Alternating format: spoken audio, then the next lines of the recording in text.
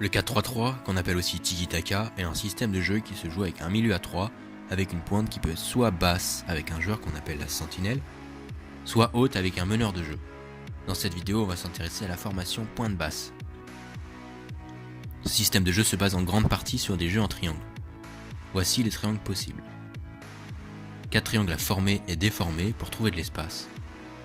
Le plus important, c'est vraiment le triangle des 3 milieux qui doit assurer tout l'équilibre du bloc. Lors de la phase offensive, ce sont les défenseurs centraux qui assurent la première relance. Il faut qu'ils soient patients, quitte à faire un peu tourner la balle entre eux, pour pouvoir jouer en avant, dans le bon tempo. Le plus souvent, ils peuvent donner la balle à la sentinelle. Si le 6 ne peut pas jouer face au jeu à cause du pressing effectué par les adversaires, il faut qu'il change de place avec un autre milieu de terrain pour faire tourner le milieu, pour permettre aux nouveaux joueurs en pointe basse de jouer face au jeu.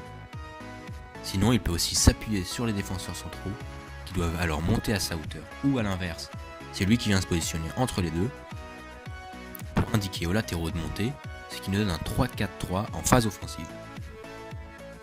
Dans cette disposition, les ailiers se recentrent et rentrent dans le cœur du jeu pour attirer au maximum les défenseurs et laisser de l'espace au latéral. Le milieu doit compenser son départ en s'excentrant. Le défenseur central a du coup 4 possibilités de passes intéressantes pour jouer vers l'avant.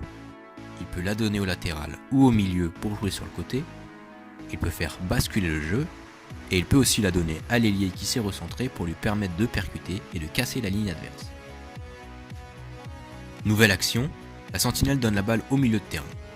S'il en a la possibilité, il peut se projeter vers l'avant en faisant un appui remise profondeur avec soit le buteur, soit l'ailier.